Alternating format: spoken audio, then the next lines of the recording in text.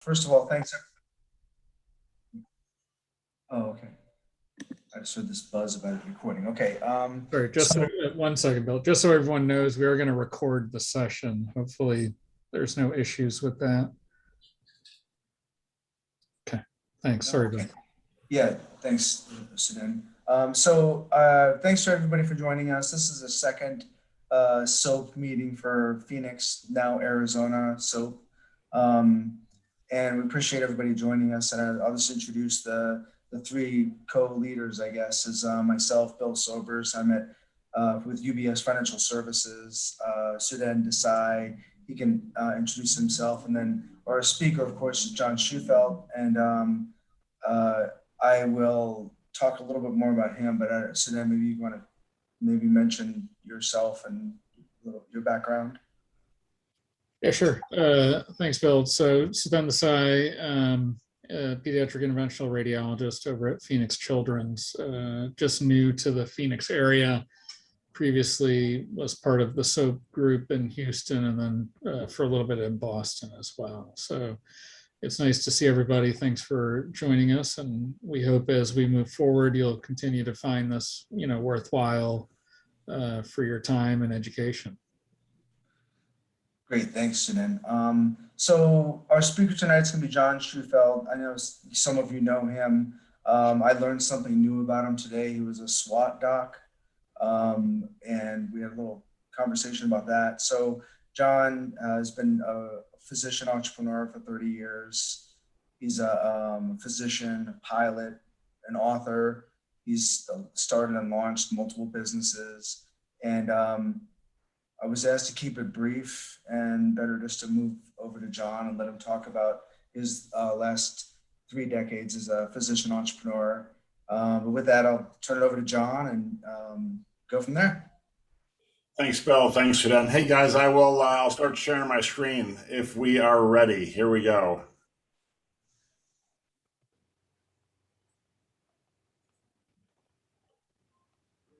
Now, hopefully you're just seeing all black. Is that correct? Yes. All right, perfect. So I've done it right, which is the first for me today. So thanks for inviting me to this. I appreciate it. And I'll go relatively quickly because I know a lot of you are entrepreneurs and will know a lot of this information cold. My journey in medicine started off when I was about 5 years old when I realized I wanted to be a physician. That's me, 5 years old. My mom took me to see Dr. Giannini. I actually looked him up today. He was 45 years old, have a normal exam, I'm 5. And at the end of it, we're walking out, and my mom says, oh, by the way, John touches himself down there too much. I remember thinking, what? And he looks at me totally deadpan, and he goes, you touch it again, and I'll cut it off. And I haven't touched it since, but it kind of always made me laugh that after this kind of brutal physician, I still want to be a physician. So fast forward to second year in college. The Pope came to Des Moines, and I grew up Catholic, and this was a big deal for Des Moines. 350,000 people showed up to this. And they told us at the time that they expected to have 50 deaths and 20 births and all this stuff. So they had all these medical people, and I wasn't a medical person, but they said, look, we need people that if they see a problem, they need to identify it and fly down the medical people. So they gave us these white vests and this red cross to wear, like we were in the Crusades. And remember those long flags that you used to have for when you put them on the back of your bike, and those flags. And so they also taught us CPR. So I realized really early in this process, it was an all-day event, that if you wore this vest and carried this flag, you could literally go anywhere and no one would stop you. This was before the Pope got stabbed in the Pope Mobile. And so although there was security, it wasn't super tight. So I walked right up to the front, right against a snow fence. And the Pope said Mass, and he was walking down the snow fence. And I was literally 5 feet away from him. I'm like, this is cool. I get to say, peace be with you to the Pope and shake his hand. Well, right as he's coming up to me, I feel this woman grab my shirt and start tugging on my shirt really violently. And I turn around and she hands me this kid who's unresponsive. I'm like, oh my God. So I remember, okay, what do? I support the kid. I tilt his head back. I pinch his nose and I start giving this kid mouth to mouth. And in a real loud voice, she says, He's asleep, you idiot. Hand him to the Pope. So after I French kissed this kid, I turned around and handed him to the Pope, who blessed him, gave me a weird look, probably thought I wanted to be a priest. Never mind, that's a bad joke. And that was really my introduction into medicine. So what I want to talk to you about tonight is my 3 decades. And I'm sure you're looking at me through the Zoom lens and thinking, 3 decades? That guy can't be older than 40, which is untrue. I'm 61. And I did start, when I was about 10 years old, having lemonade stands and all other things kids do when they're 10. But I want to talk to you about from about 30 to today, and kind of what my journey's been and what I've learned. So here we go. So I don't know if you guys have seen the Steve Jobs talk. It's his address to Stanford. And he talks about connecting the dots backward. And I really it gave me a lot of solace. And I found this quote by Soren Kierkegaard: life can only be understood backwards, but must be lived forwards. Because there's plenty of times as an entrepreneur, it's like, oh my God, I screwed this up again, and this path is really winding. But I have to say, for every screw up I've done, I look back now and say, thank God I made that mistake. Thank God that happened to me, even though at the time it seemed like it was really painful and difficult. It always led to something much better. And part of it obviously is perspective, and part of it's grit. But I now look back and think, God, it all makes sense now looking backwards. Wow, this urgent care business, Next Care I started, and then got fired by the board, and then started MeMD, the virtual medicine piece of this. And it all wound together and makes sense. So here are my goals tonight. If I can do it, so too can you. I mean, I barely passed grade school. I barely passed high school. And I finally got my act together a little bit more in college, got into one medical school. But I can tell you, there is nothing special about me. And people would say, oh my gosh, you have all that education behind you. All that means is it takes me a lot more to learn than does most people. So that's it. Number 2, I want to impart some information that I wish I would have known during the time, because I would have slept a lot more, wasted a lot less money, and had a lot more free time. And finally, I want to encourage you to be the person in the arena. I'll get to that in a second. So those are the 3 goals, 3 maxims. Always have a backup plan. I always get harassed shoving Johnisms, so I'll leave most of those out. But here are a couple. And always have a backup plan. Will come up again and again in this, so I won't dwell on this much. But I practice emergency medicine in St. Joe's, and I fly helicopters. And if you fly helicopters with a single engine, you always, when you're flying, have to look for places to land, because if the engine quits, you have to get the collective down quickly and pick out a place to land, and it's a one-shot deal. And so it's like getting the airway in emergency medicine. If you're going to go paralyze somebody, intubate them, you better know that if you can't get that tube in, what your game plan is. So let's have a backup plan. Number 2, if it was easy, everyone would do it. And this is the thing that I really want to impart, because if you're going to start a business, you want to struggle. You want it to be hard. You want it to be expensive, because if it wasn't, someone would have already done it, and someone else could do it next to you or behind you and take over what you've done. There's a quote by Seneca that says, I judge you unfortunate because you've never lived through misfortune. You have passed through life without an opponent. No one can ever know what you're capable of, including you. So if it was easy, everyone would do it. So expect and desire it to be hard. And finally, if no one's dying, how bad can it be? And this, again, this is my emergency medicine sort of perspective. As you all know, being physicians, at the end of the day, if someone's not dying, it's not that bad. You can fix most things. All right, 3 poems, Invictus. So Invictus was a poem that Nelson Mandela would recite during his 27 years of captivity. This is kind of an entrepreneur's poem. And what the quote in it, or the phrase in it that I like, is this: beyond this place of wrath and tears looms but the horror of the shade, and yet the menace of the years finds and shall find me unafraid. It matters not how straight the gate, how charged with punishments the scroll. I'm the master of my fate, and I'm the captain of my soul. As an entrepreneur, you're clearly the master of your fate. At the end of the day, you have to look in the mirror and say, you know what, win, lose, fail, draw, it's up to me. And then there's a poem called If by Rudyard Kipling, and it's another entrepreneur's poem. If you can make one heap of all your winnings and risk it all in one turn of pitch and toss, and lose and start again at your beginnings, and never breathe a word about your loss. If you can force your heart and nerve and sinew to serve your turn long after they are gone, And so hold on when there is nothing in you, except the will which says to them, hold on. This is the resilience part of the poem. If this is the part where you say, I've got nothing left, and yet you find more. I found over my years that every time I think I've emptied the tank, I'm about at 40%, maybe 50. There's always more in the tank if you choose to try to pick it up. And finally, this is the man in the arena, the person in the arena quote. And this is one of my favorite quotes. I have this all over my house and my office. And this was given in the Sorbonne by Theodore Roosevelt against critics who are railing against people trying to make a difference. And I'll read it. It's not the critic who counts, not the man who points out how the strong man stumbles or the doer of deeds could have done them better. The credit belongs to the man who's actually in the arena, whose face is marred by dust and sweat and blood, who strives valiantly, who errs, who comes up short again and again, because there is no effort without error and shortcomings, but who does actually strive to do the deeds, who knows the great enthusiasms, the great devotions, who spends himself in a worthy cause, who at the best knows in the end the triumph of high achievement, and who at the worst, if he fails, at least fails while daring greatly, so that his place shall never be with those cold and timid souls who neither know victory nor defeat. So this is the encouragement that if you have an idea, to be the person in the arena, to get out and do it, because I'll tell you, that's where the fun is. The fun is absolutely in the journey of doing it. All right, 3 outcomes.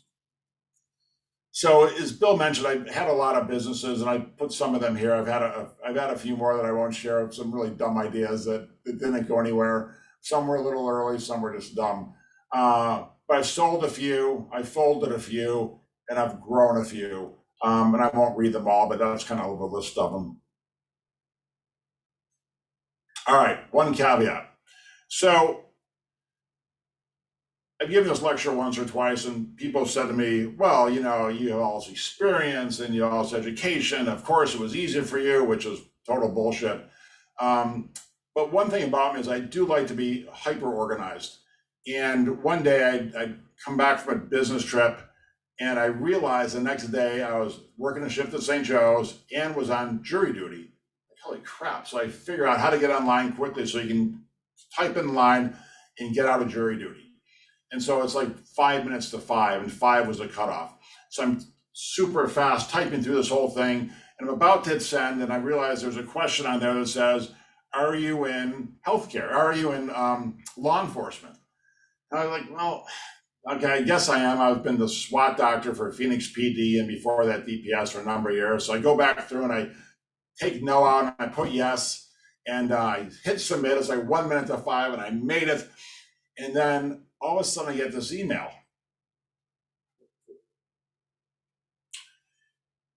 And I look at it, and I'm like, how do they know? I'm like, holy shit.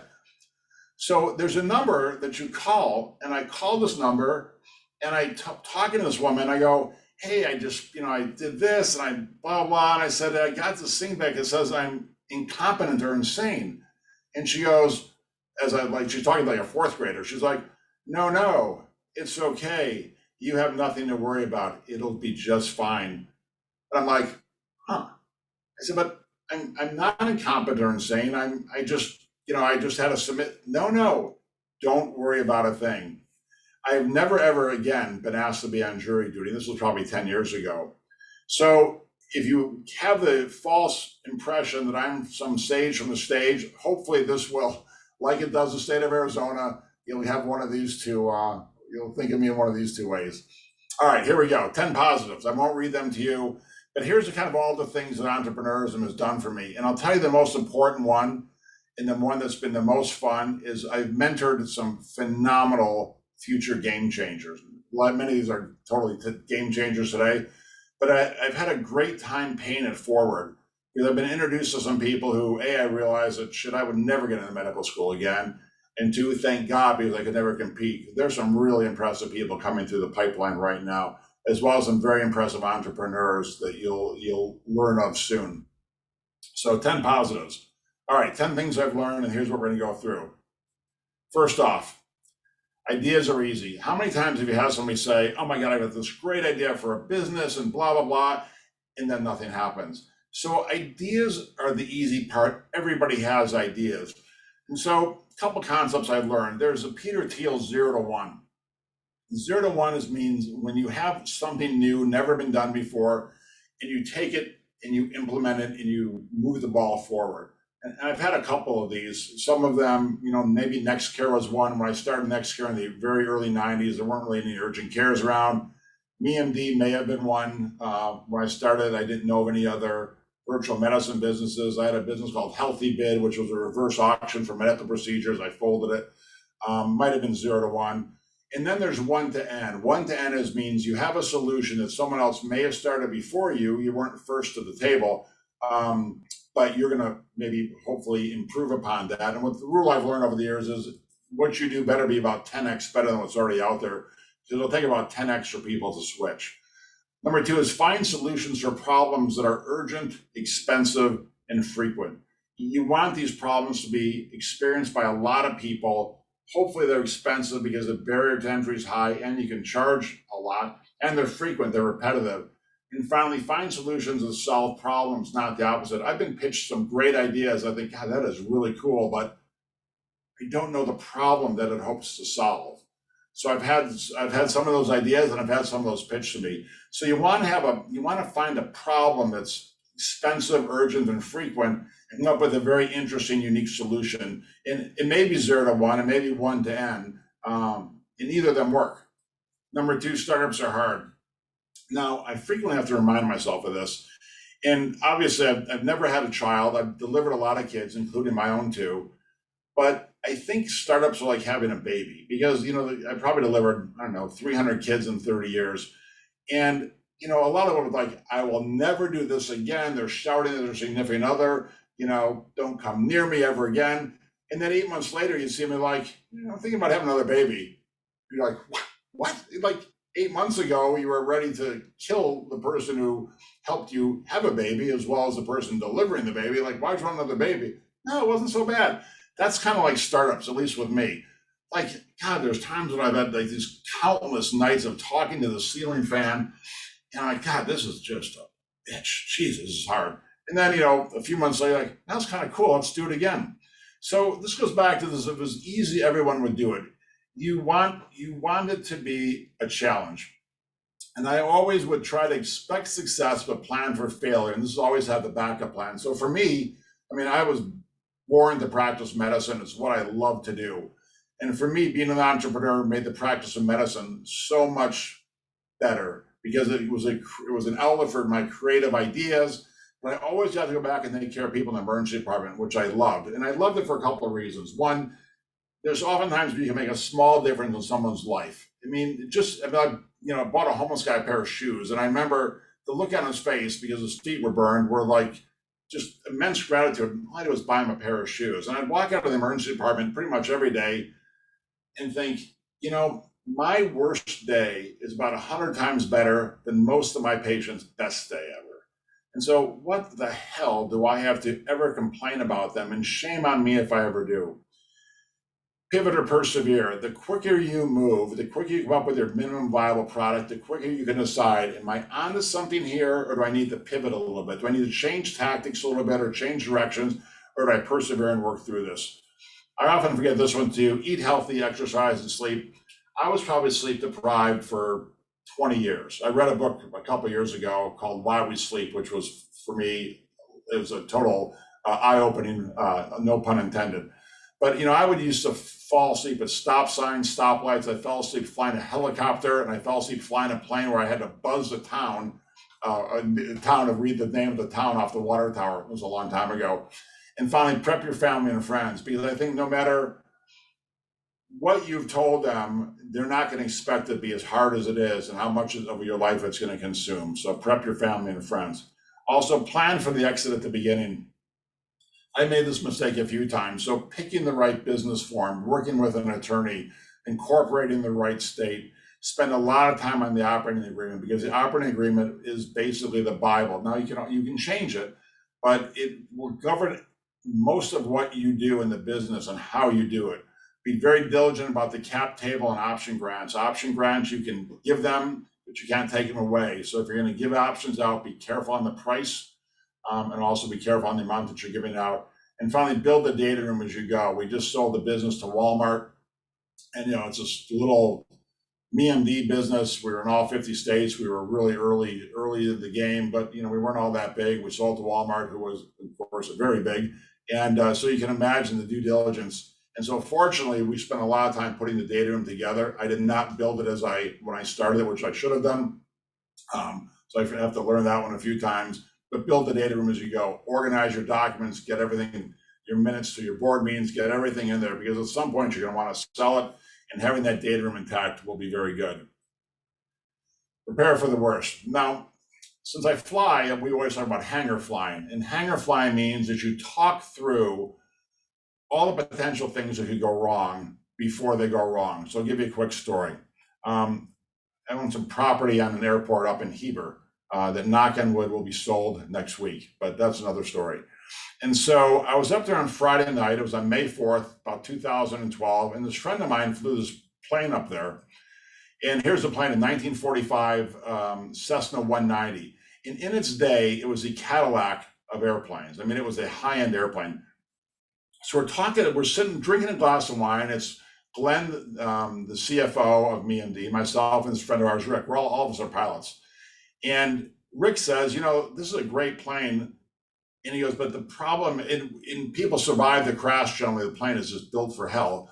But the problem is, if you survive the crash, generally you burn to death, because the fuselage bends and you can't open the single door it has in the back on the right side there.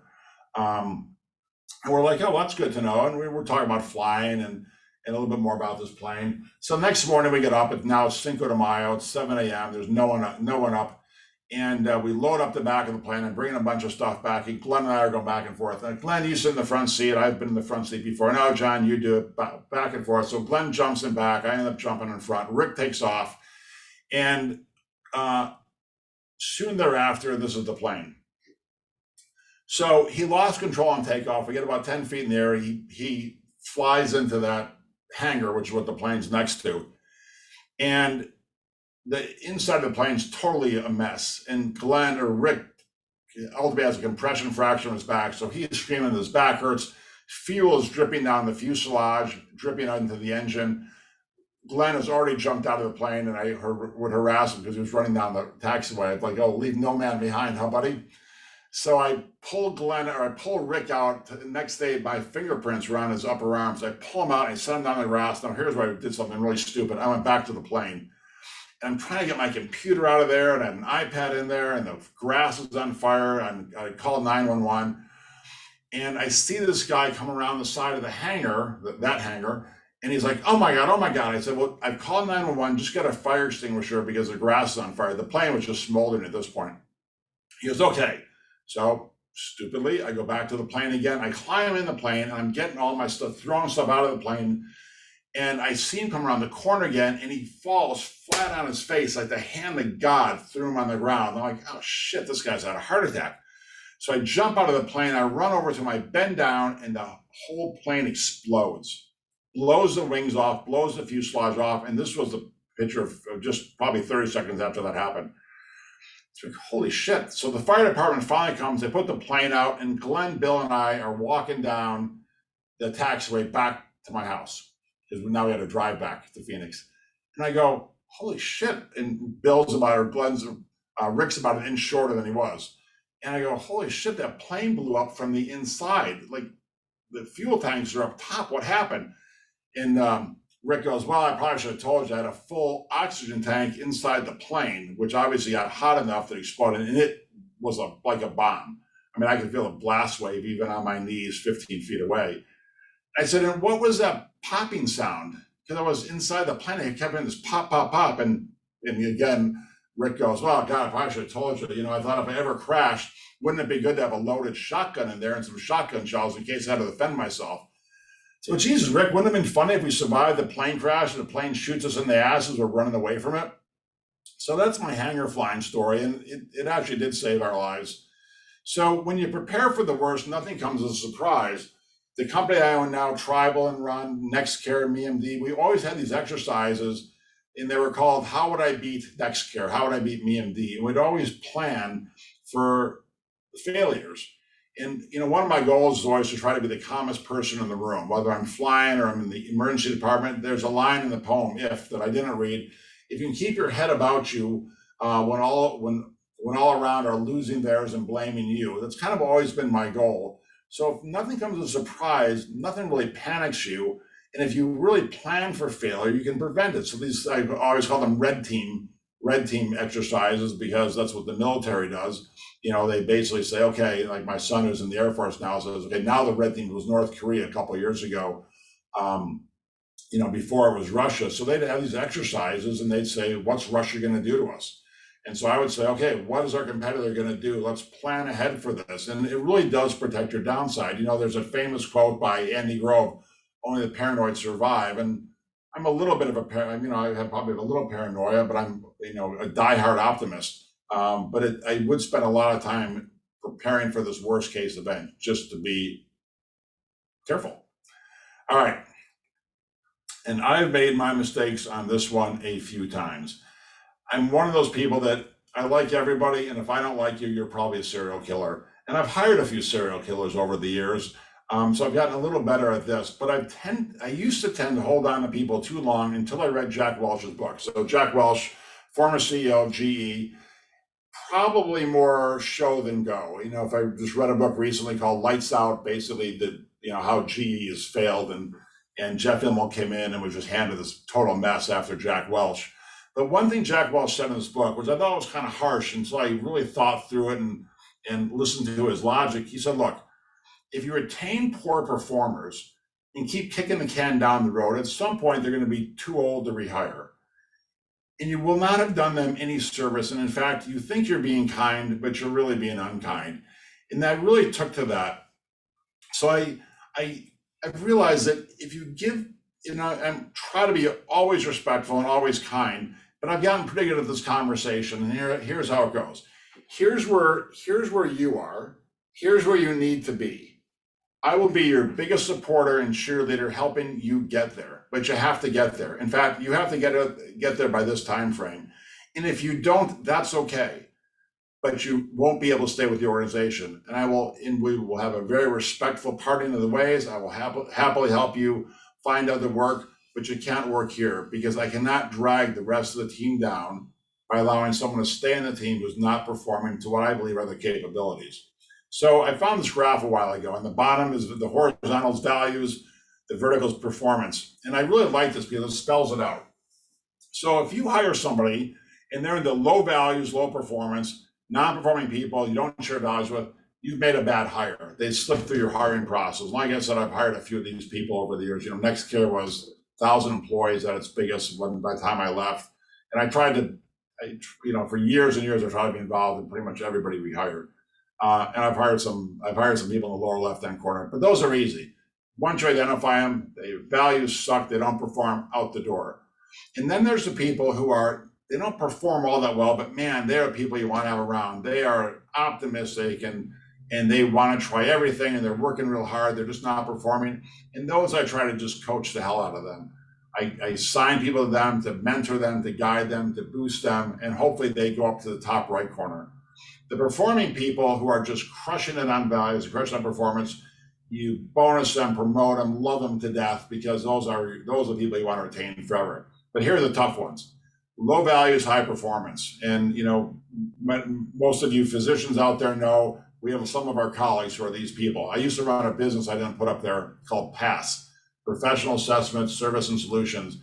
And we would try to rehab, when I say we, I had a bunch of psychologists, I didn't do the counseling, but we would try to rehab. It was mostly men and mostly surgeons, no offense to you surgeons, who were rock star performers, top of their game, but they were assholes.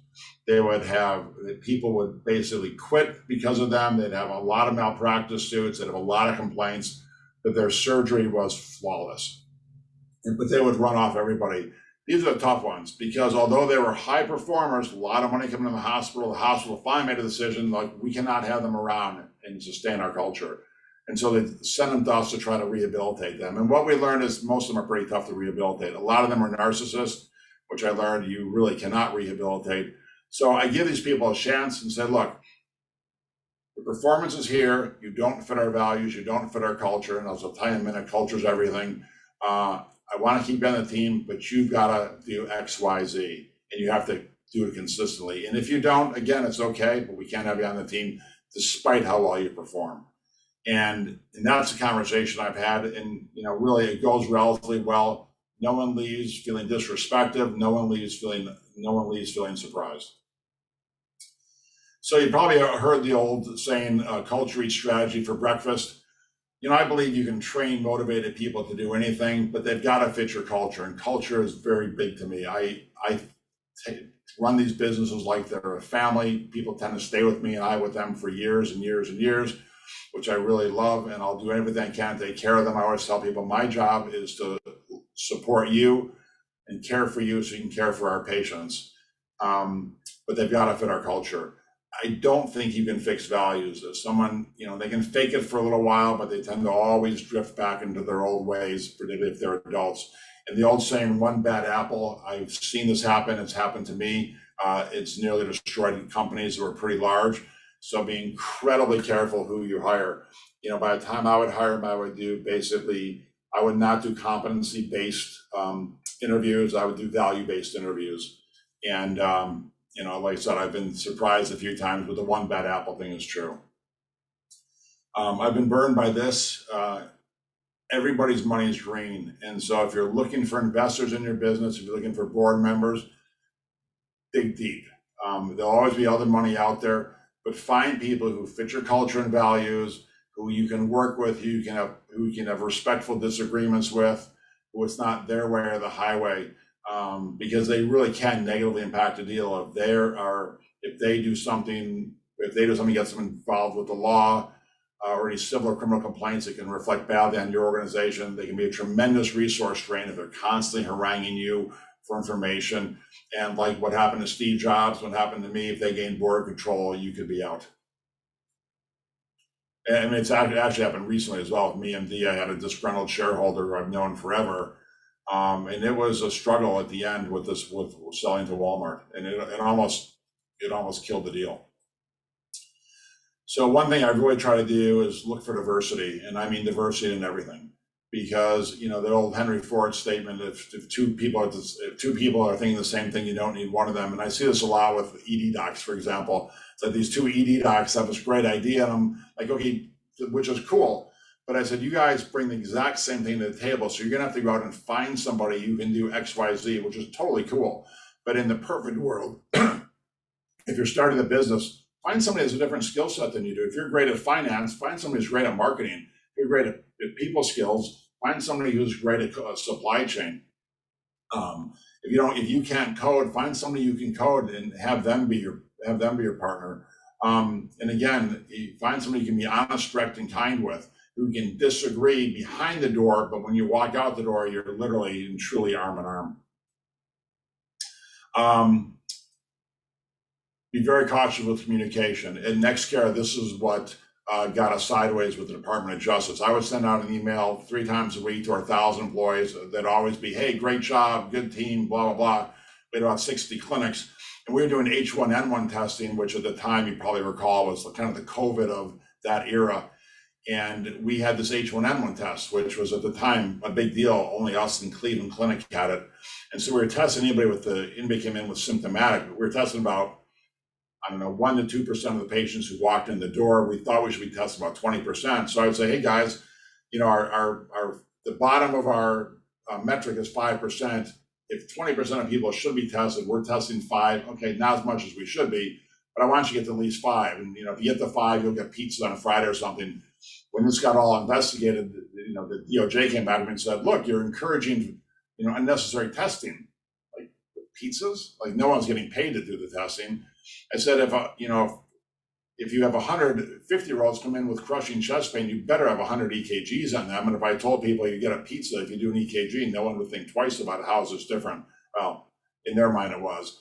My point in telling you the story is be really careful with what you text and what you email, because if it comes back, it will be painted the most negative light possible, because it doesn't convey context and it doesn't convey intent. So just be very cautious. And I still find myself ripping off emails and like, is that really what I wanted to say? And could this be interpreted in the way I didn't want it to be interpreted? So finally promote lifelong learning. This for me has been life-changing. And it's kind of funny, every time I'm back in school now, and every time I go back, I always learn something, and I always go like, how the hell did I not know this before? This is like right in my face, and I didn't even know this. So it's like putting on a new pair of glasses for me, and I can't tell you the amount of times I've learned something, and I just put my head down, I go, God, I'm an idiot. This was right in my face. I did not see this. And now it's like, oh, I can see something now with my new pair of glasses on. For me, learning has prevented burnout or moral injury, because it gives you the opportunity to learn a new skill set, develop some interest. And although I still love practicing medicine, there are other things I love to do too, that I don't feel like it's something I want to do and I don't have to do it. I think it's necessary to stay current. All of you in medicine know this, if you're not keeping up on the literature on your CMEs, it's very easy to get behind. And you hear this, people say, oh my God, it's a young man's game or a young person's game. And I think when the people say that, it's just simply because they're not keeping up. And, for me, it's been vital for my own longevity, again, to stay current. So there's been plenty of times in this journey that I think, God, this is just a bitch. And then I saw this quote by Sigmund Freud, which sums it up perfectly. Some one day in retrospect, the years of struggle will strike you as the most beautiful. And when I've exited these businesses, good, bad, or indifferent, I always look back and say, we travel right now. We're in about 30 reservations. And I remember driving to South Dakota in the winter, almost at an elk or a deer, something with 4 legs, at 3 a.m., driving between hospitals. And I remember thinking at the time, Jesus Christ, I'm getting a little old for this shit.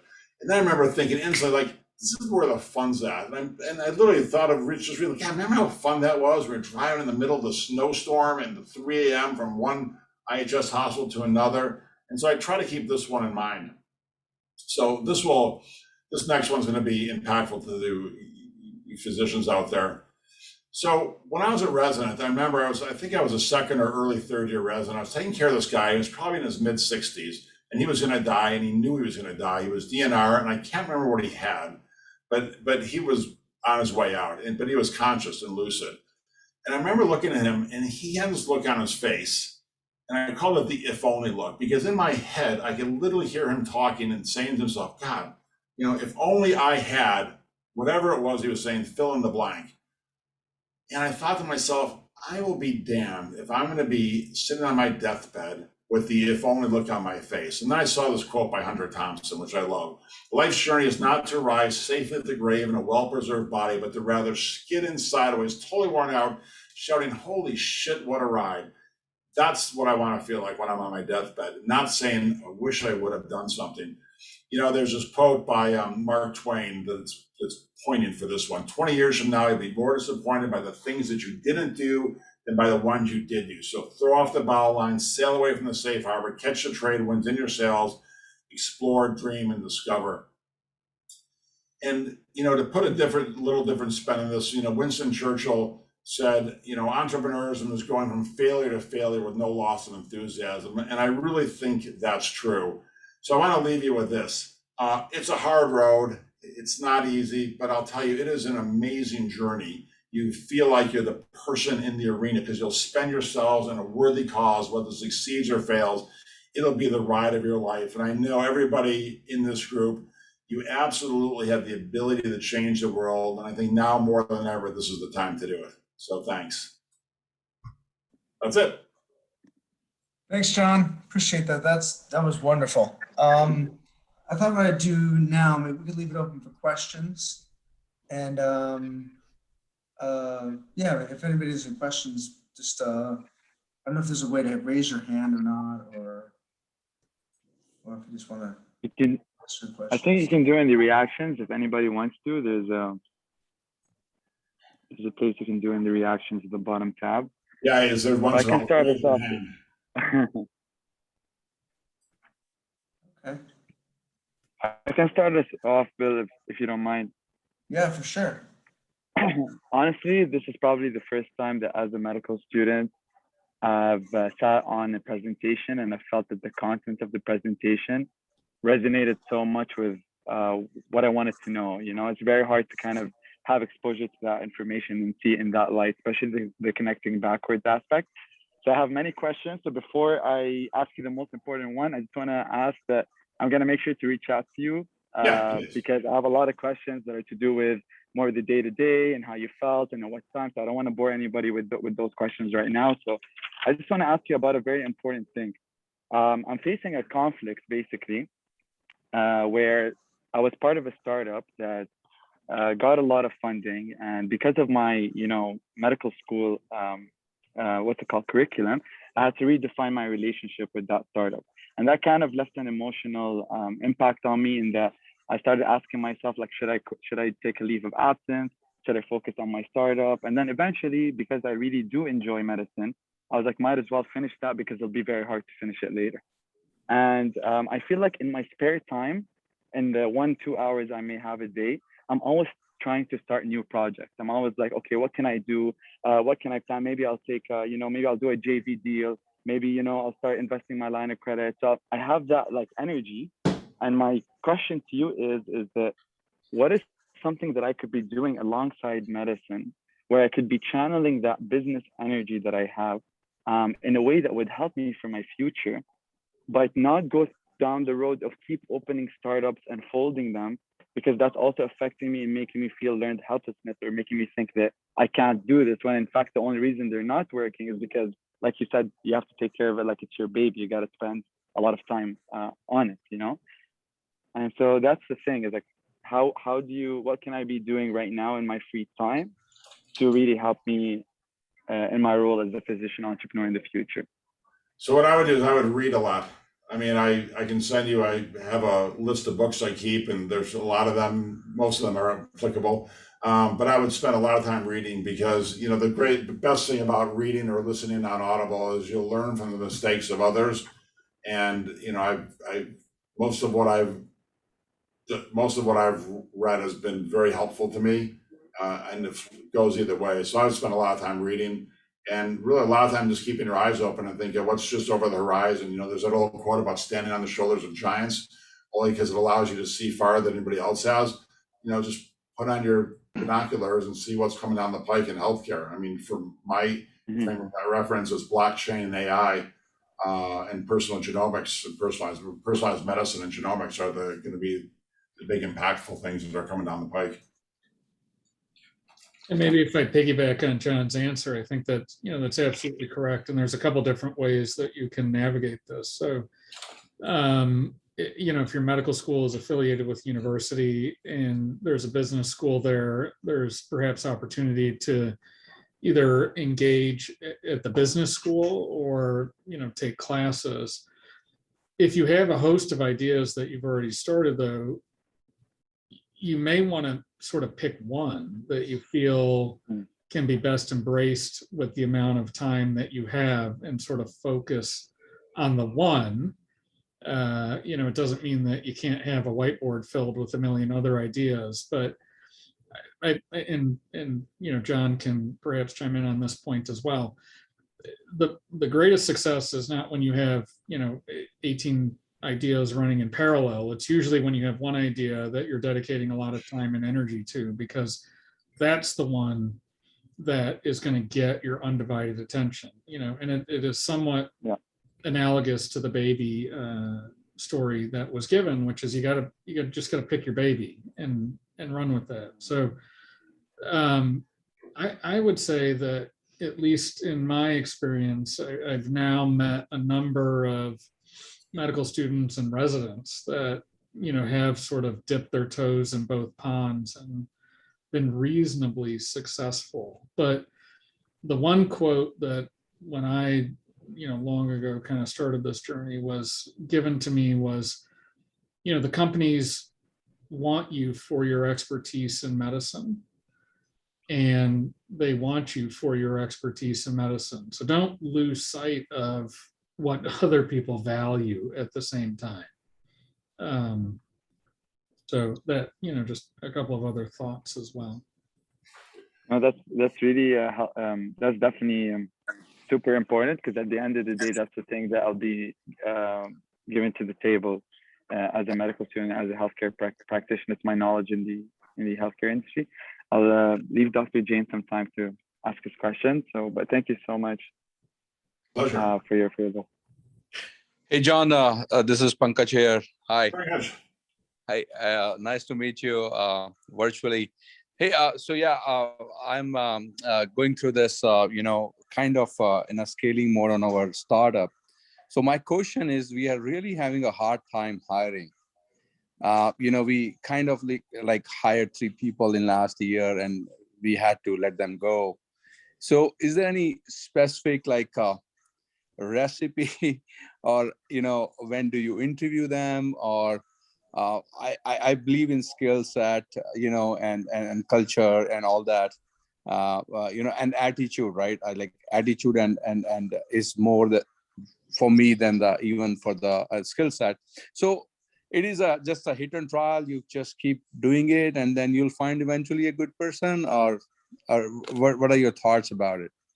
I mean, I've done a couple of different ways. So if you're hiring somebody who you need somebody who can code. I don't code, so I'm gonna have a hard time interviewing somebody and really assessing their skill set if they're a coder, for example. So I find other people who basically vet their knowledge in the particular domain. But what I interview people for is more what you said: culture and attitude and resilience and kindness and empathy and things that I really value for these companies. So my questions are more, what do you do to improve yourself? And then I go really deep in that one. And I've had people, look at me really quizzically and say, well, I surf the internet. Okay, that's not going to be the answer I'm looking for. I want people who read, interact with others from whom they can gain knowledge, go back to school. And I'm very specific. So if they say, I read a lot of books, great, let's talk about them, because I want to know what they're learning. I want to know how they deal with conflict. I'm not to quote another company, but we have a no asshole policy, pardon the bad language. But I want people who interact well. I don't want racist, bigots, misogynists, anybody who has any sort of cultural insensitivity, gender, none of that. And so I really try to ask some questions about that as well, because they've got to fit in, because I take these businesses like we're a family. And so that and they can be weird and all those sorts of things, but they need to be kind and compassionate and tolerant and inclusive. Got you. No, thank you very much. Just quickly, the other question. So always, when we started the startup, so we got our, we always worried, hey, when we gonna get the first customer? Then when we gonna get the first, revenue or check, and then we're gonna growing, right? So everything is happening. At what stage you think that you wanna put everything into it, like not only physically, mentally, but financially also? Suppose you are running out of money from the investors and all, and you think, yes, we can do it. So, so it's always challenging, right? You know what I mean? Like, hey, it's gonna fly or not, So what do you think? What is is there any critical threshold point where you say now we are really can make it happen? I've got to see forward progress, and I need to believe that the industry or the company's gonna have a value for the future. And I'm not always sure I've done it right. My house has been triple mortgaged a long time ago. I had to sell a helicopter once to make payroll, and probably did everything bad. Chris, you're probably a better one to answer that question. When do you cut it, or when do you hold? Hey, thanks, John. I run an accelerator in the Wexford building focused on healthcare and life sciences startups, and I get that question a lot from founders. And I think it's a feeling. If you're not so committed that you want to see this thing transform the world, then that tells you something, right? A lot of it comes from your gut instinct. And then secondly is, there's nothing like perseverance. But like John had said, there are times when you have to pivot. So always being open to the fact that your model may not be the optimal model, but if you're aware of it and attuned to it, you'll be able to understand your market the best and be able to change course as you need to. But I think you're gonna feel it inside. That's what I've noticed, is you really feel it when you're gonna put everything in. You're gonna put everything in. If you're not, you're just not. Got you. Yeah.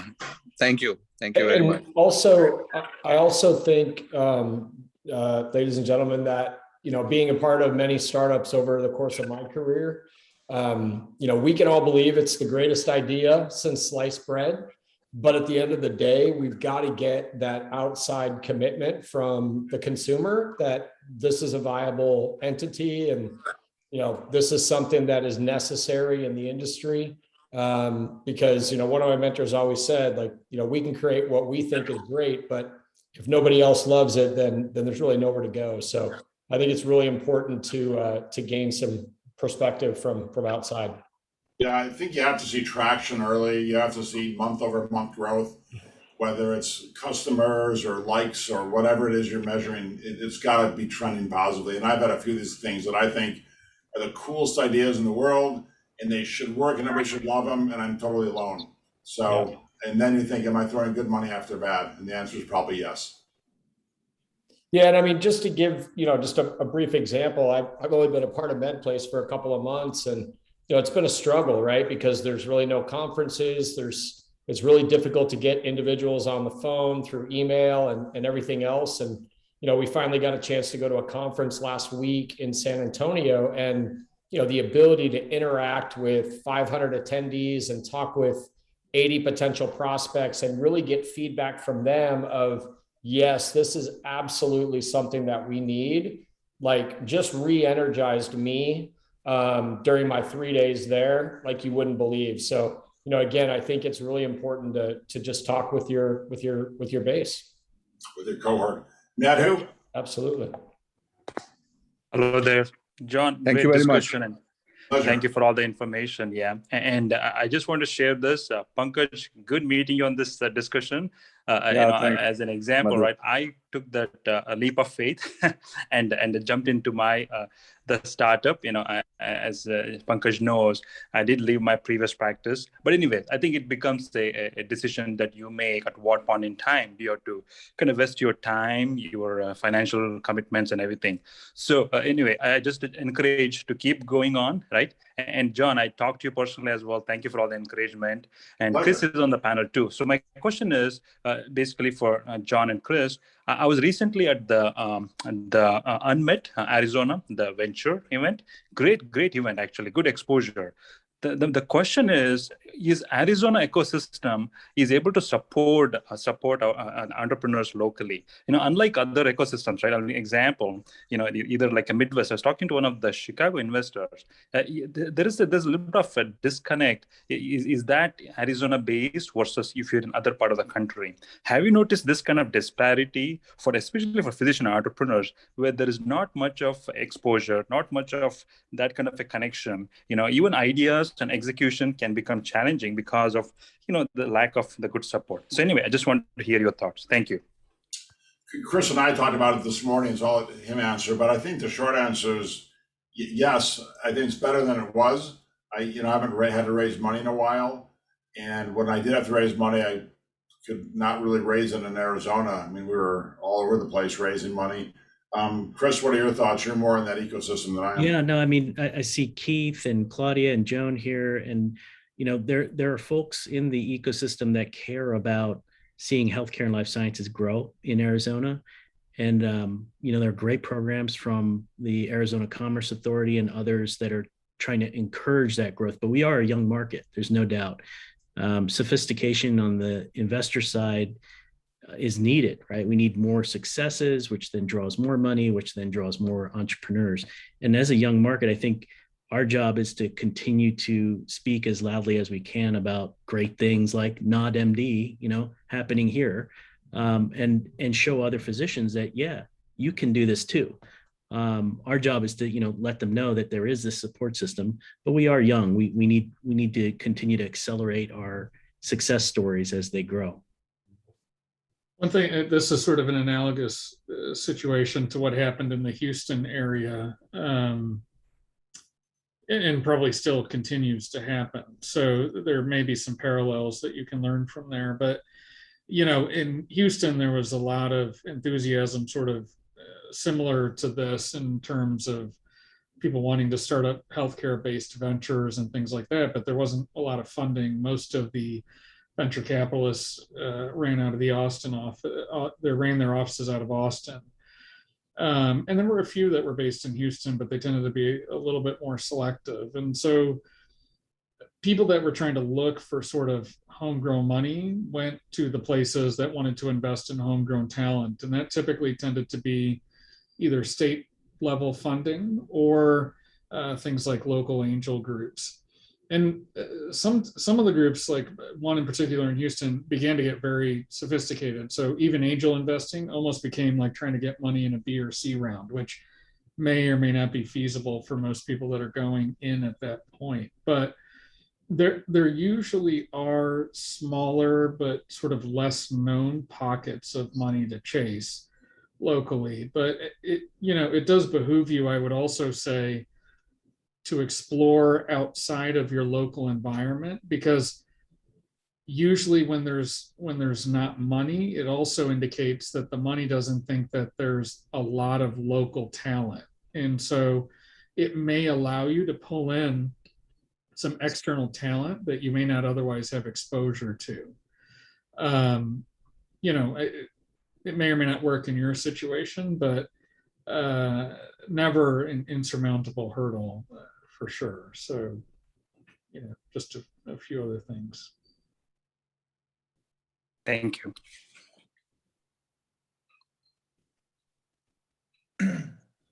Matt, did you have a question you want to? Yeah, absolutely. John, great. I really enjoyed your presentation. And the one thing that spoke to me quite a bit was your part about lifelong learning, and that's something I try to embody myself. And so you mentioned going back to school. So my first question was kind of, what are you going back to school for? I'd be very interested in knowing what that was. And then number two, if you were a young physician in the Arizona area, what would you be learning right now? Like, what would be the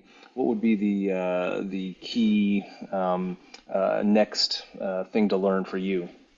So when I went back. So I used to do every 10 years. I went down to every 5 years, but I did an MBA from 93 to 95.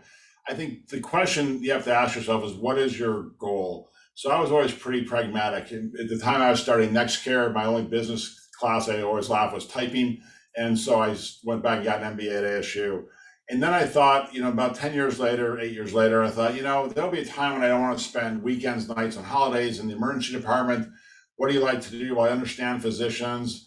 I thought a lot of them got kind of bum raps in front of the Arizona Medical Board. Luckily, I've stayed out of that world. So I thought I'm going to go back to law school and defend physicians in front of the medical board. So I did that, started defending physicians in front of the medical board, and got quickly turned off by it. And there's a bunch of funny stories about it.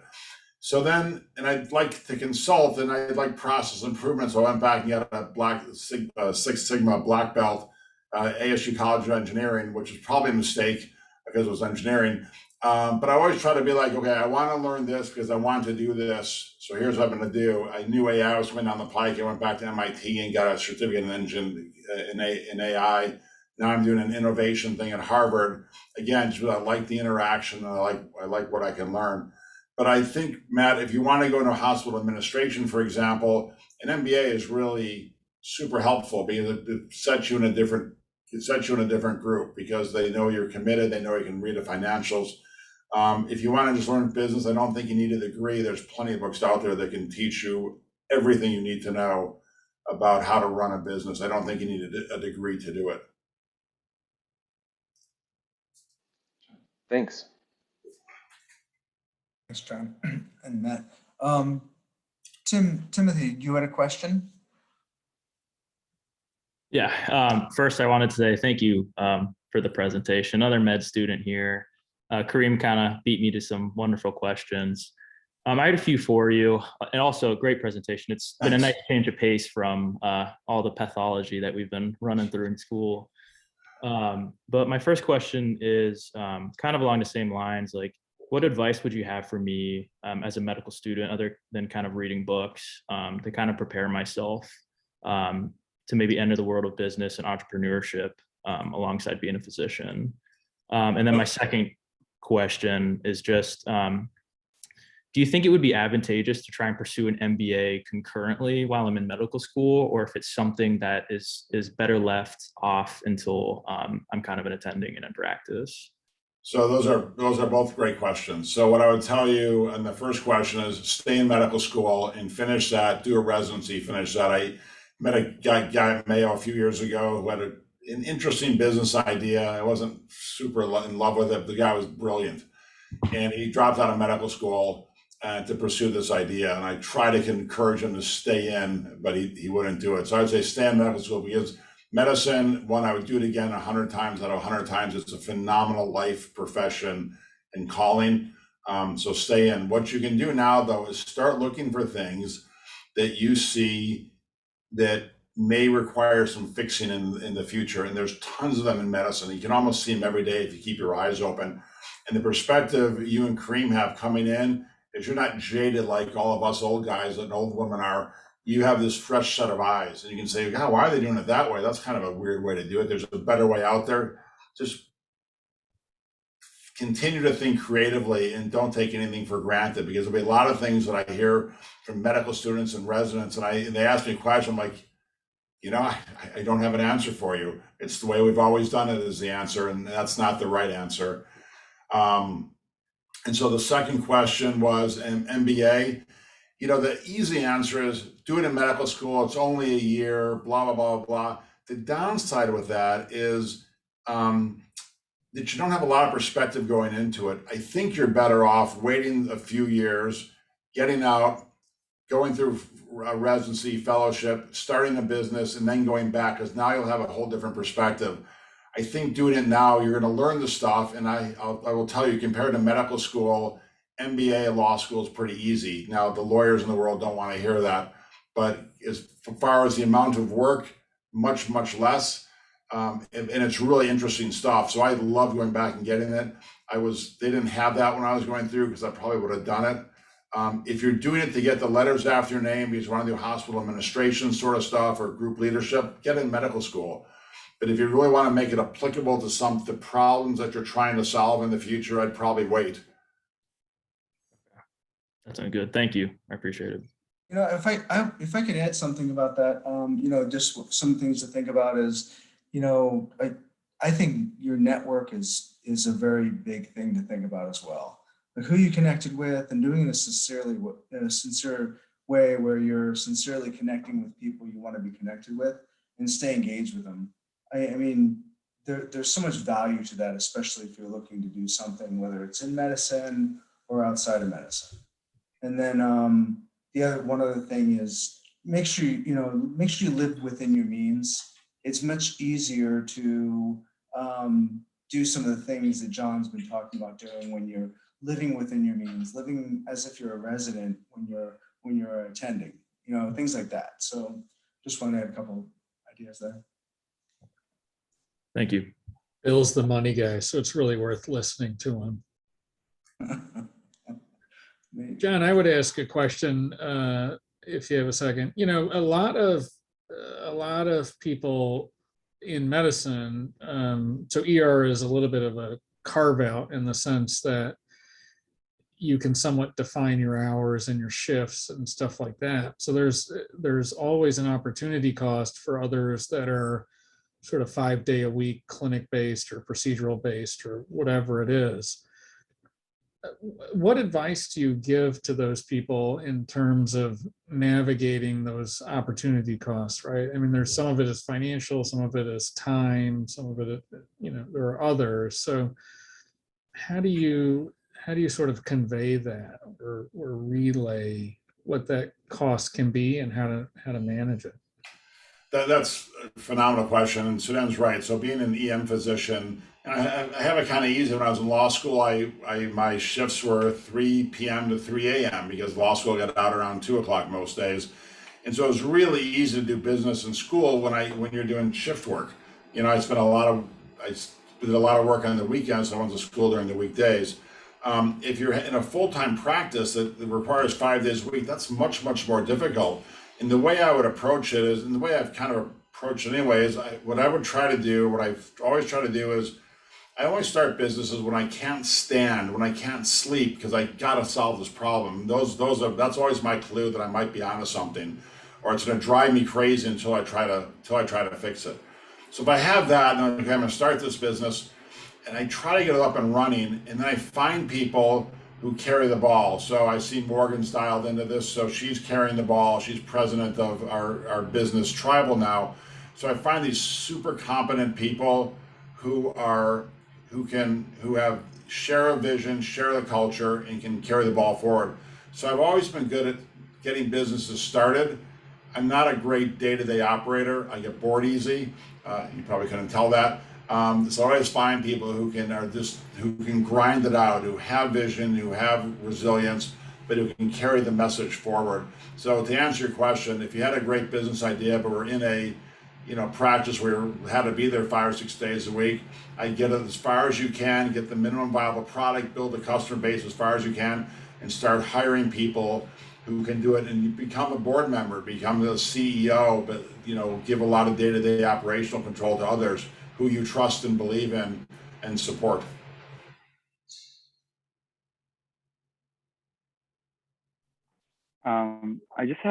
Does anybody want to ask a question? Okay, I just had a very quick question about, so one of the reasons that I wanted to pursue family medicine, or one of the rationalities for why I wanted to do family medicine, was I had this assumption that it gives me much more flexibility to be able to, get into the entrepreneurial world. And that was kind of the central reason for why I wanted to do it, because I still didn't enter clerkship, so I didn't have that, clinical exposure. But I've always been shadowing emergency physicians and, doing a bit of research in that field as well. I really do enjoy the residency, but I always have that fear that it's too long and that I want to be an entrepreneur. Like, that's my primal identity. That's what I want to do. So my question to you is if I want to have a career where I'm an entrepreneur, like that's what I'm doing most of the time, do I have a false fear to think that taking a residency that will be 5 years long will be that disadvantageous for me? Because I guess in your case, it's clearly not, Well, so my residency was only 3 years long. Sudan's probably weren't you about 6 or 7, Sudan? Yeah, I'm 7 deep into this. So the short answer is no. I would find something that you love to do, that you can envision doing it your whole life. And now this is just an opinion, so take it as that, and it's free, so take it as even less than that. If I were in medical school these days, I'd really be cognizant and spend a lot of time thinking what the future's gonna look like. So Sudan's an interventional radiologist. To me, it's the greatest profession in the world other than emergency medicine, because you'll never be replaced by AI. But if you want to do plain film radiology reading, I think a lot of it's going to be replaced. Now, they'll always need radiologists, pathologists, same way. We digitize images, and I think AI is really going to impact those specialties. So I'd always want to think about, where am I indispensable? And I'm probably not indispensable in emergency medicine longer, because we have PAs and MPs. There's going to be 9,000 too many of us by 2030. So the challenge for you guys is going to be find something that you love, that you can see a long-term vision in. A computer will never replace Sudan as an interventional radiologist, because his brains are as valuable as his hands, and vice versa. You were saying that Since I radiology. picked on you, what do you think? Yeah, I'd like to hear. I might actually push back on that a little bit. And please. The reason is the following. And John and I tend to agree with most of what John says. He has a lot more letters behind his name. But on this one, look, first of all, medicine, it doesn't matter how long your training is, you're going to be doing it for the rest of your life. And if you're doing something for the sake of doing it, you're going to either burn out or hate it or whatever. And I would never encourage you to think of medicine as a part-time profession. So that just can't happen, in my opinion. So if you're a motivated person and you go into pathology and there's some role of AI that starts to supplement your practice, you as a bright, motivated person are still going to be successful. I 100% believe that. So, but if you're in something where you have no motivation and you're just kind of doing it to grind out a paycheck, you're going to flame out fast. And so I would be careful of trying to make a business decision for what I view as, a lifelong journey.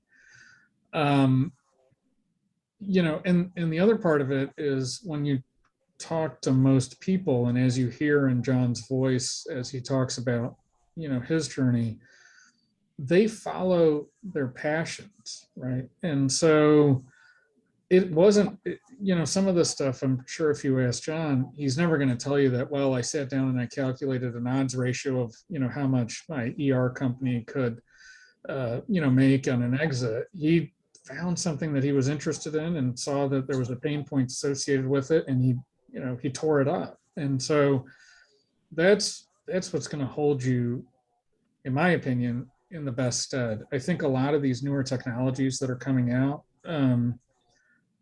even in radiology, which is sort of the backbone of a lot of what I do, I think if we embrace it, we can find ways to succeed alongside it.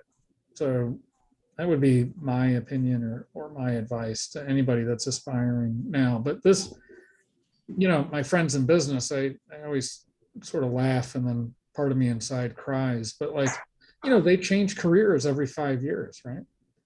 It's sort of par for their course. In medicine, I'm doing this stuff for 40, assuming I can hold up, 35, 40 years, and it's effectively the same thing day in and day out. So you got to embrace what you're doing, and have a passion for it. Otherwise, it doesn't matter what the thought process was that went into it. Totally So then, agree. just to add on, just my personal perspective on this, so then you're absolutely right on that.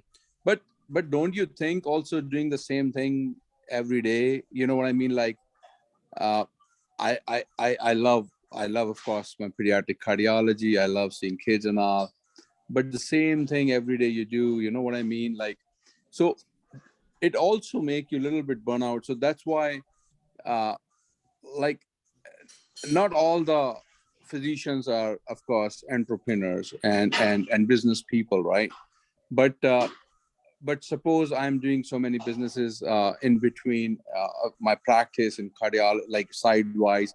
So would that point would come, like I would say, hey, let's slow down in pediatric cardiology, or maybe, maybe not do practice and do businesses or some running some companies and things like that. So at that point, would I be regretting it that, hey, why I left it, or would I enjoy my life more? So you know what I mean? You know what I mean? So like, I have that's passion, but I cannot. But what I'm telling you is that maybe I'm not seeing practicing pediatric cardiology for next 20 years. No, and that's a good point, which is that, all good things may come to an end. I think maybe the point that I didn't articulate well is that I would never pick a profession sort of algorithmically. I would always try and pick a career or a specialty based on what my interests were and what kind of grabbed me. And, I'll tell you, this is, I don't want to take away from John's story, but, the continuous learning thing is incredibly important to that point. And I went back to I did adult IR for a decade and then went back to do a PEDS IR fellowship. So, I was heavily invested in IR before I said, look, there's a way for me to grow and expand. I think another point to think about is that this is a self-selected audience. And you're right that some people are going to continue the practice of medicine for 35, 40 years. But in a group like this, what I often like to say is that there are creative challenges, as you're alluding to doing the same thing day in and day out. So I'm not suggesting that you're going to continue doing medicine for 35, 40 years. I think if you end up in that situation, then you want to just make sure it's something that you can conceivably do for 35, 40 years. But I suspect that most of the people that are dialed in and in other SoPE chapters as well, they'll have a little more creativity, and they're always going to have a wandering eye, if you will, right? And so it's sort of the old adage that you can probably eat lunch anywhere, but you got to be home for dinner. And dinner is sort of your profession. It's your specialty, whatever it is you choose to do. So I agree. all of us will, have lunch at the entrepreneur table or maybe the MBA table or whatever it is, but you just got to make sure that you can tolerate doing pediatric cardiology or family medicine or ER or whatever for your life, because who knows what happens on the other side. Yep, I agree. Thank you for your insight. Yeah. Any more questions from anyone, or this has been good? Well, thanks, everybody. Pleasure. I mean, one thing we're working on is starting a health tech venture capital firm here in the Valley, which hopefully in the next few months we'll have more to share. But Chris and I have spoken about it, and Bill and Suzanne as well. So more to come. I need the list. I need the the list of your books. That's what I was going to say. Thanks, Akash. I was going to suggest the same thing, that we would like to see is book a list of books. So. How can I share that? It's on a Word document. If you send it to me, John, I'll make sure it gets to everybody. I might get it to Lauren and see if she can get it to everybody. Yeah, easy to do it. I'll send it to you right now. Perfect. And also, Bill, it would be helpful if you can just maybe this group emails, all whoever attendee is, we can get the emails and maybe LinkedIn profiles, so we can connect with each other. Yeah, I'll ask Lauren about that as well. I can see names, but I can't see email addresses. So yeah, I think it's always helpful. So if everybody can send their information to Bill, then we can all get everybody's information. That would be very helpful. Sure, and I don't think everybody needs. I think that Lauren has all that information. But if you want to send me an email to make sure you're on that list, my email is bill.sobers@ubs.com. And I think I know most of you. So there was a couple people that, I can gather the information and share it. Great. Thank you very much. Bill, thanks for the invitation. And John, Chris, thanks for all the input, but great conversation, great discussion. Great. Thanks Thank you very much. Thanks, John. Thank you very much, everybody. Thanks, Bill. Yeah, thanks, Thank you. everyone. Good night. Bye all. Have a good evening, everyone. Thanks.